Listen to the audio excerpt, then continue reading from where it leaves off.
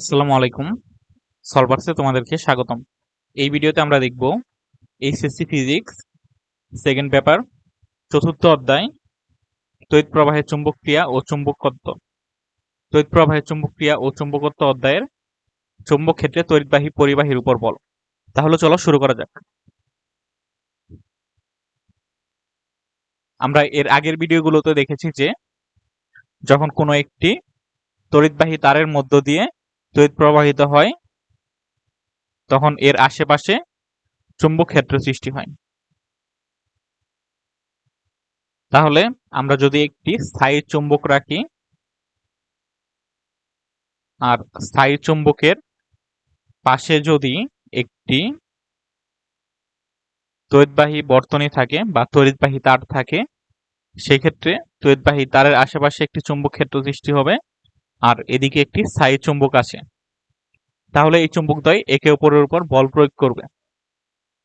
এখন আমরা দেখব যদি চুম্বক ক্ষেত্রের মধ্যে একটি তড়িৎবাহী তার রাখা হয় তাহলে এই চুম্বক ক্ষেত্র তড়িৎবাহী তারে কি পরিমাণ বল প্রয়োগ করে। যখন কোনো তড়িৎবাহী পরিবাহী চুম্বক ক্ষেত্রের মধ্যে রাখা হয় তখন চুম্বক ক্ষেত্র পরিবাহীর উপর একটি বল প্রয়োগ করে। এই বলকে বলা হয় চুম্বক বল। আর এই বলের পরিমাণ হচ্ছে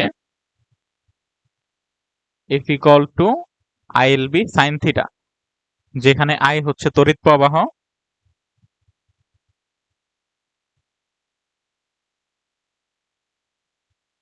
L হচ্ছে তারের দৈর্ঘ্য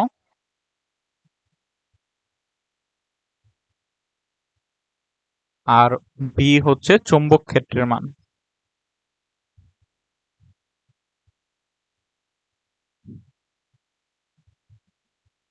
আর থিটা হচ্ছে চুম্বক ক্ষেত্র এবং পরিবাহী তারের মধ্যবর্তী কোণ।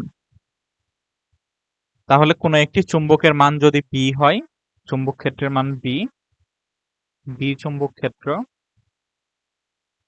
এর মধ্য দিয়ে যদি I পরিমাণ তড়িৎ প্রবাহিত হয় একটি পরিবাহীর মধ্য দিয়ে আর পরিবাহীর দৈর্ঘ্য যদি L হয়, তাহলে চুম্বক ক্ষেত্রটি তড়িৎবাহী তারের উপর যে বল প্রয়োগ করবে ওই বল হচ্ছে F = ILB sin θ। আর F = ILB sin θ। যদি থিটা 0 হয় তাহলে sin 0 = হচ্ছে 0। তাহলে 0 দিয়ে সম্পূর্ণটাকে গুণ করলে 0 হয়ে যাবে। F এর মান তখন 0। থিটা যদি 90 ডিগ্রি হয় তাহলে sin 90 হচ্ছে 1। তখন সর্বোচ্চ মান পাওয়া যাবে আর সর্বোচ্চ মান হচ্ছে ILB। এখন বলের দিক নির্ণয় করার জন্য আমরা ফ্লেমিং এর বাম হস্ত সূত্র ব্যবহার করব। বাম হস্ত সূত্রটি হচ্ছে বাম হাতের প্রথম 3টি আঙ্গুল পরস্পর লম্বভাবে বিস্তৃত করতে হয়। প্রথম কোন আঙ্গুল 3টি? একটি হচ্ছে তর্জনী, একটি হচ্ছে মধ্যমা আর একটি হচ্ছে বৃদ্ধাঙ্গুলী। এই আঙ্গুলটা হচ্ছে তর্জনী,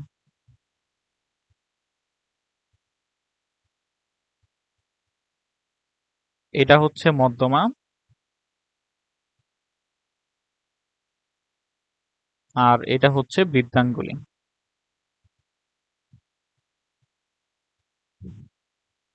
তর্জনী, মধ্যমা এবং বৃদ্ধাঙ্গুলীকে যদি আমরা পরস্পরের সাথে এভাবে সমকোণে স্থাপন করি তাহলে আমাদের তর্জনী নির্দেশ করবে চুম্বক ক্ষেত্রের দিক, মধ্যমা নির্দেশ করবে তড়িৎ ক্ষেত্রের দিক আর বৃদ্ধাঙ্গুলী নির্দেশ করবে বলের দিক, অর্থাৎ 3টি পরস্পর লম্ব।